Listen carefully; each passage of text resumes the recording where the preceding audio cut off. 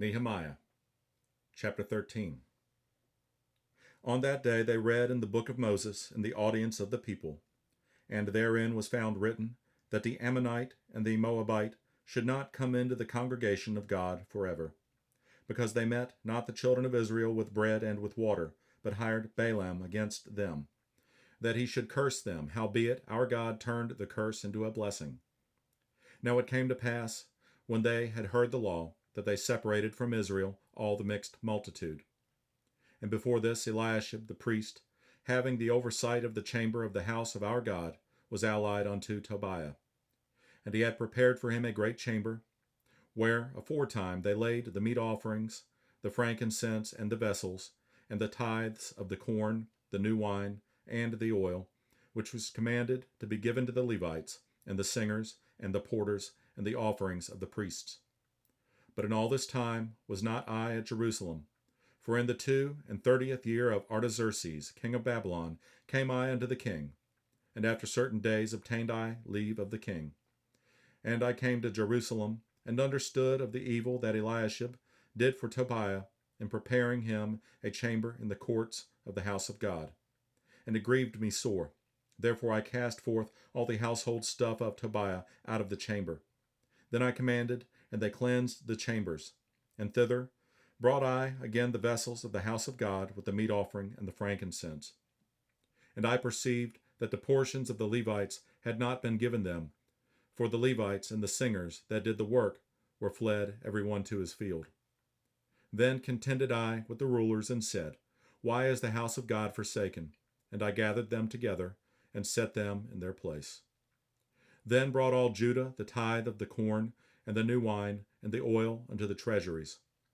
And I made treasurers over the treasuries, Shelemiah the priest, and Zadok the scribe, and of the Levites Pedaiah.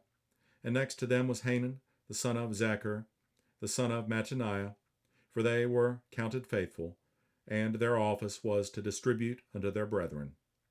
Remember me, O my God, concerning this, and wipe not out my good deeds that I have done for the house of my God, and for the offices thereof. In those days saw I in Judah some treading wine presses on the Sabbath, and bringing in sheaves, and lading asses, as also wine, grapes, and figs, and all manner of burdens, which they brought into Jerusalem on the Sabbath day. And I testified against them in the day wherein they sold victuals.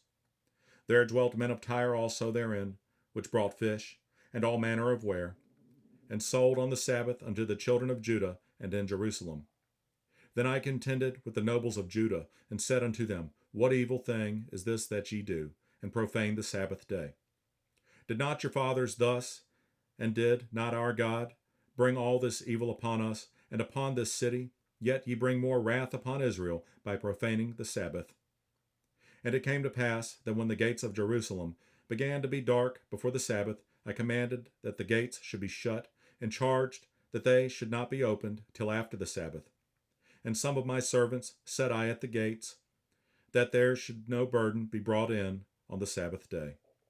So the merchants and sellers of all kinds of ware lodged without Jerusalem once or twice. Then I testified against them, and said unto them, Why lodge ye about the wall? If ye do so again, I will lay hands on you. From that time forth came they no more on the Sabbath. And I commanded the Levites that they should cleanse themselves, and that they should come and keep the gates to sanctify the Sabbath day. Remember me, O my God, concerning this also, and spare me according to the greatness of thy mercy.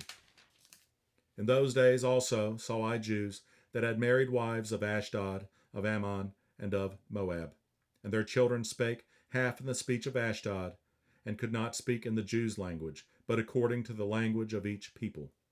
And I contended with them, and cursed them, and smote certain of them, and plucked off their hair, and made them swear by God, saying, Ye shall not give your daughters unto their sons, nor take their daughters unto your sons, or for yourselves.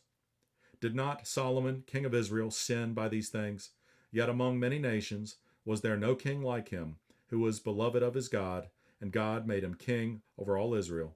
Nevertheless, even him did outlandish women cause to sin. Shall we then hearken unto you to do all this great evil, to transgress against our God in marrying strange wives? And one of the sons of Jehoiada, the son of Eliashib, the high priest, was son-in-law to Sanballat the Horonite. Therefore I chased him from me. Remember them, O my God, because they have defiled the priesthood and the covenant of the priesthood and of the Levites. Thus cleansed I them from all strangers, and appointed the wards of the priests and the Levites, every one in his business, and for the wood offering at times appointed, and for the firstfruits. Remember me, O my God, for good.